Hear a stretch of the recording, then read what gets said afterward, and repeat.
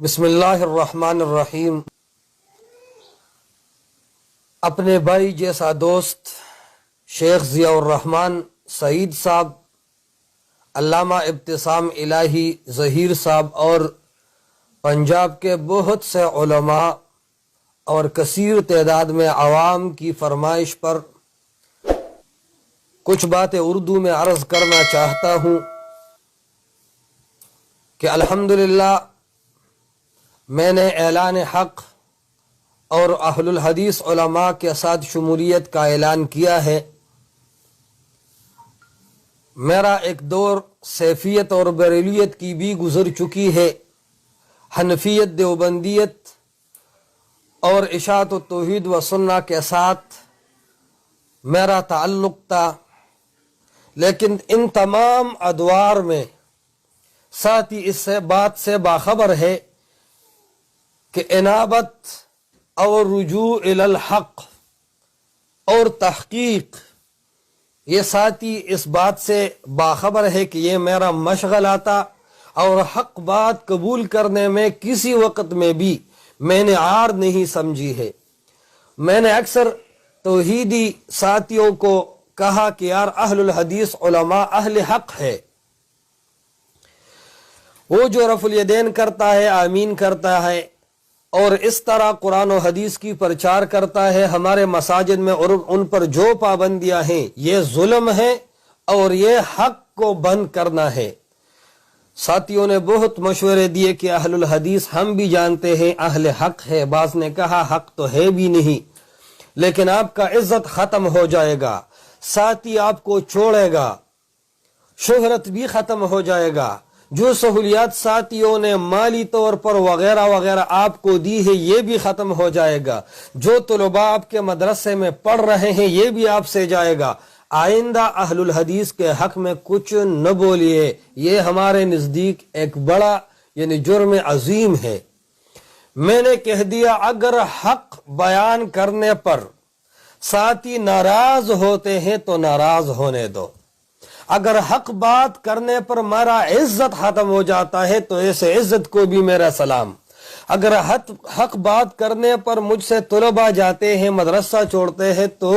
ایسے طلباء کو بھی سلام، لیکن میں موت سے پہلے ہی اپنی زندگی میں اعلان حق کرنا چاہتا ہوں، تو میں نے اعلان حق کر دیا، اہل الحدیث علماء کو اہل حق کہا اور خود بھی اعلان کیا کہ آئندہ بھی مرتے دم تک انشاءاللہ الرحمن میرا نظریہ یہ ہوگا کہ قرآن و حدیث تمام ائمہ مجتہدین، پارٹیوں، تنظیموں، علماء پر حاکم رہیں گے اور یہ سب اس کے محکوم ہو گئے۔ تو میں اہل الحدیث علماء کو یہ پیغام دینا چاہتا ہوں کہ الحمدللہ میں اہل الحدیث ہوں اور اس پر فخر کرتا ہوں۔ میں آئندہ امام ابو حنیفہ، علماء دیوبند وغیرہ وغیرہ جتنے بھی ہے قدر سب کی کروں گا، لیکن بات مانوں گا اللہ کا اور رسول اللہ صلی اللہ علیہ وسلم کا،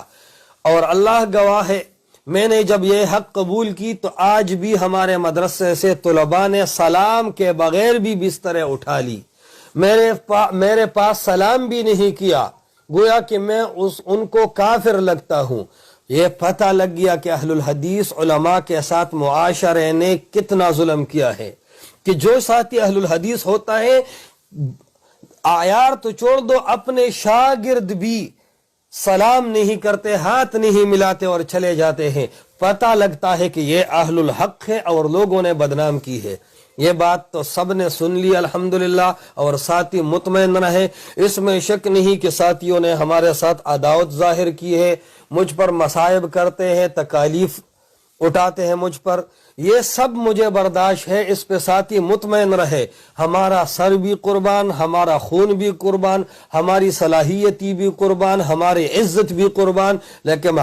ہم حق بیان کریں گے، قرآن و حدیث کو ہم بیان کریں گے، انشاءاللہ ہم پیچھے ہٹنے والے نہیں۔ یہ ایک بات ہوگی۔ دوسری بات،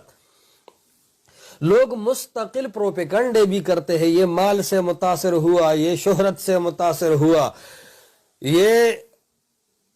لالچ میں آ گیا، یہ سب پروپیگنڈے جب لوگ میرے اوپر کرتے ہیں تو میں قسم کھاتا ہوں اور اللہ کو گواہ کرتا ہوں، اللہ کو گواہ کرتا ہوں کہ اللہ اس بات پر گواہ ہے کہ میرے اندر انابت الی الحق، رجوع الی الحق کے علاوہ کوئی لالچ نہیں، اور کسی کی پروپیگنڈا پر میں پریشان اس لیے نہیں ہوتا کہ میں تو چھوٹا آدمی ہوں۔ امام المفسرین شیخ العرب والعجم شیخ عبدالسلام الرستمی رحمت اللہ تعالی علیہ رحمتاً واسعہ، اس نے جب حق قبول کر لی اور اعلان حق کیا تو موحدین اشاعت التوحید و سنہ ہو یا جمعیت علماء اسلام ہو، حنفی ہو، دیوبندی ہو، بریلوی ہو، جتنے لوگ تھے انہوں نے شیخ عبدالسلام رحمہ اللہ علیہ کو بھی معاف نہیں کیا تھا۔ بہت کچھ کہا اس نے، کھجور کالی، کھمبل کالی، لالچ میں آ گیا، جو بات بھی لوگوں کی زبان پر آتا تھا لوگوں نے کہہ دیا۔ اشارہ ہے اس طرف کہ لوگوں کی پروپیگنڈے اور لوگوں کی طرف سے اذیتیں یہ مجھ کو حق سے روکا نہیں سکتا، البتہ یہ مجھے حق پر اور بھی زیادہ مضبوط اور ثابت قدم رکھتا ہے اور کرتا ہے۔ انشاءاللہ ان مختصر باتوں پر اکتفا کرتا ہوں۔ جزاکم اللہ خیرا کثیرا۔